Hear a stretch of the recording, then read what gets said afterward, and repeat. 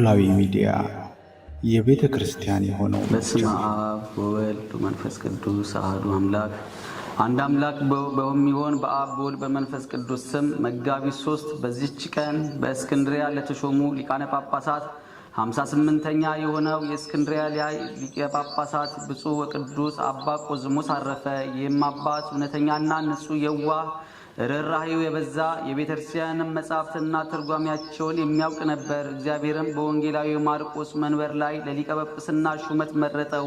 የግብፅን ንጉሥ መቅትር በነገሰ በ18 ዓመት ሊቀ ጳጳሳት ሆኖ ተሾመ። በተሾመም ጊዜ የክብር ባለቤት የጌታችን ኢየሱስ ክርስቶስን መንጋዎች በፈሪሃ እግዚአብሔርና በጥበብ ጠበቃቸው። ለእርሱም ከሚገባው ከግብሩ ገንዘብ የሚተርፈውን ለጦም አዳሪዎች ይሰጣቸው ነበር። ደግሞም ለቤተ ክርስቲያን ሕንፃ ማሰሪያ ያወጣ ነበር። መልካም ተጋድሎንም ባየ ጊዜ ሰይጣን ያለ ሐዘን አልተወም፣ ነገር ግን የሚያዝንበትን ምክንያት በላዩ አመጣ። ይህም እንዲህ ነው። ጴጥሮስ የሚባል ጳጳስ ለኢትዮጵያ ሀገር ሹሞ ነበር። አባ ጴጥሮስም ወደ ኢትዮጵያ በደረሰ ጊዜ ጥቂት ዘመንም በሰላም ኖረ። ከዚህም በኋላ የኢትዮጵያ ንጉሥ ታመመ። አባ ጴጥሮስንም ጠርቶ ሁለቱን ልጆቹን አቀረበ። ዘውዱንም ከራሱ ላይ አንስቶ ለአባ ጴጥሮስ ሰጠው።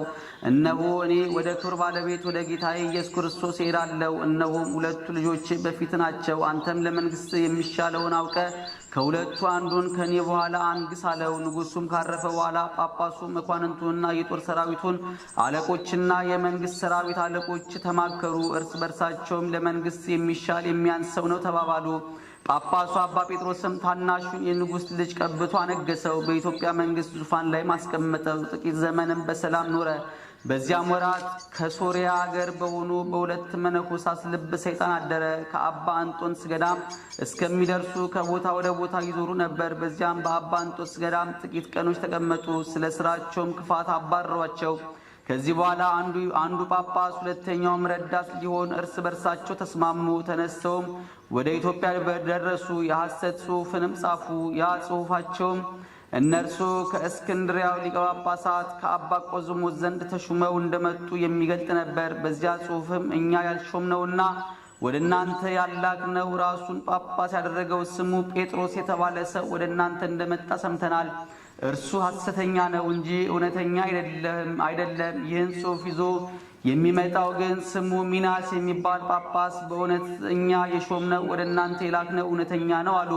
ሁለተኛም እንዲህ ብለው ጻፉ። ጳጳሱ ጴጥሮስ ታላቁን ትቶ ታናሹን የንጉሥ ልጅ አነገሰው። ይህም የማይገባ ነው፣ አመፅ ነውና። እሊህም ክፎችና ሐሰተኞች ሁለቱ መነኮሳት ሚናስና ፊቅጦር የሐሰት ጽሑፋቸውን ሳይጽፉ ወደ ጳጳሱ ጴጥሮስ ደርሰው ወርቅ ይሰጣቸው ዘንድ ፈለጉ። እርሱም ምንም አልሰጣቸውም። ይህንም የከፋና የረከሰ ሥራ ሰይጣን አስተማራቸው። የሐሰት ደብዳቤም ጽፈው ወደ ታላቁ የንጉሥ ልጅ ወሰዱ። እርሱም ከጥቂት ሰዎች ጋር ለብቻው ይኖር ነበር። እነዚያንም የሐሰት ደብዳቤዎች አነበቡለት፣ እጅግም ደስ አለው። ከዚህ በኋላ ብዙ ሰራዊት ሰብስቦ እሊያን የሐሰት ደብዳቤዎች በፊታቸው አነበበላቸው። ከንጉሡ ወንድሙ ጋር ጦርነት ገጥሞ ድል አደረገው። ወንድሙን አሰረው፣ የመንግሥቱንም ሥልጣን ያዘ። እንዲህም ጳጳሱን ጴጥሮስን አሰረው፣ በሩቅ አገርም አጋዘው። ያንንም ሐሰተኛ ሚናስን በጳጳሱ በጴጥሮስ ፈንታ አስቀመጠው። ከጥቂት ቀንም በኋላ ሐሰተኞች ፊቅጦርና ሚናስ እርስ በርሳቸው ተጣሉ። ፊቅጦርም በመንበረ ጵጵስና ያለውን ገንዘብ ሁሉ ሰርቆ ወደ ግብፅ አገር ሸሽቶ ሄደ። ክብር ይግባውና ጌታችን ኢየሱስ ክርስቶስንም ካደው። ከመንበረ ጵጵስናው የሰረቀውንም ገንዘብ ሁሉ እግዚአብሔር የማይወደውን ሥራ በመስራት አጠፋው። ሊቀ ጳጳሳት ቆዝሞስም ሐሰተኛ ሚናስ ያደረገውን በሰማ ጊዜ እጅግ አዘነ። ደብዳቤን በመጻፍ አውግዞ ለየው። የኢትዮጵያ ንጉሥ ሰምቶ እጅግ አዘነ። ሐሰተኛው ሚናስንም ይዞ ገደለው። ጳጳሱ ጴጥሮስንም ከተሰደደበት ይመልሱት ዘንድ መልእክተኞችን ላከ፣ ግን ሙቶ አገኙት።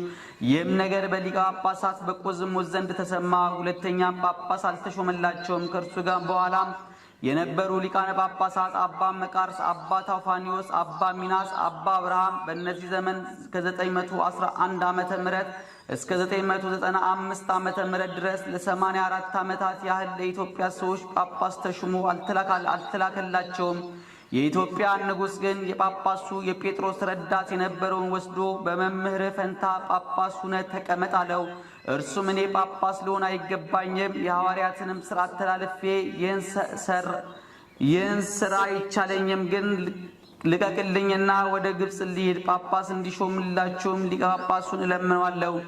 ከዚያም በኋላ ወደ እናንተ መለሳለሁ እያለ ንጉሡን ማለደው። ንጉሡም ወደ ግብጽ እንዲሄድ አላሰናበተውም። ያለ ውዴታ ወስዶ የጵጵስናውን ልብስ አለበሰው እንጂ የጵጵስናውንም ሥራ እንዲሠራ አደረገው። አባ ቆዝሞስም እጅግ ሸመገለ። የሹመቱም ዘመን ደህንነትንና ሰላምን የተመላ ነበር። በወንጌላዊ ማርቆስ ወንበርም 12 ዓመት ኖረ፣ በሰላምም አረፈ። እግዚአብሔርም በጸሎቱ ይማረን ለዘላለሙ አሜን። ሰላም እብል ለሊቀ ጳጳሳት ቆዝማ ስብሐተ ልዑል ዘይቅድስ አምሳለ ኪሩቤል በዜማ እንበለ ምክንያት አሃዱ ለብሔረ አግዓዚ እመተቃወማ በዛሐስ በሲመቱ ለቤተ ክርስቲያን ሰላማ ወለእብሬቱ በሰናይ ፈጸማ።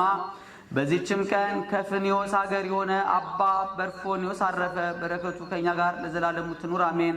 ሰላም ለከ በርፎኒዮስ ምልዋ ጥበብ ከመማቶ ዘአስተርአይከ ለሀገረ ፍኒዮስ ሕዝብ ለመርአስምከ አበይት ገበር ከብካ ረሴኒ እትረከብ በልብስ ህጹብ። አንድ አምላክ በሆነ በአብ በወልድ በመንፈስ ቅዱስ ስም መጋቢት 4 በዚች አይሁድ ተሳታፊዎች ስለሚባሉ ክፎች ሰዎች በአሞር ደሴት የአንድነት ስብሰባ ሆነ። በዚህችም ቀን የከበረ የተመሰገነ መኮንን ሁኑሊዮስ ከጵንፍልያ አውራጃ ብርጊያ በምትባል ከተማ በሰማዕትነት ሞተ። ዛቅረብኩ ማሌታ ዘኪርያ ይላፈ ምለት ጸምዱከ ዘልፈ ለላ አነብብ ተወከፍ ዘንዴቴ መጻፈ እንተረሰይከ እግዚኦ ጸሪቀ መበለት ኩፈ እምእለ አብኡ ቡላን ዘተርፈ ነቢያት ቅዱሳን ሐዋርያት ሰባኪያን ጻድቃን ወሰማዕት ደናግል አዲ ወመነኮሳት ሄራን ባርኮ ባርኩ ጉባኤ ዛቲ መካን እስከ አረጋዊ ሊቅ ወንዑስ ሕፃን ለዘጻፉ በክርታስ ወለዛ ጻፉን ዘይደርስ ለዛንበቡ ለዘትርጉሙ በልሳን አዲስ ወለዘሰማ ቃሎ በዝነ መንፈስ በጸሎተ እሙ ማርያም አራቂተ ኩሉ እምባይስ ህቡረ ይማረነ ኢየሱስ ክርስቶስ። የሰማኑን በልቦናችን ያሳድርብን፣ ከቅዱሳን ረድኤት በረከት ያሳትፈን። አቡነ ዘበሰማያት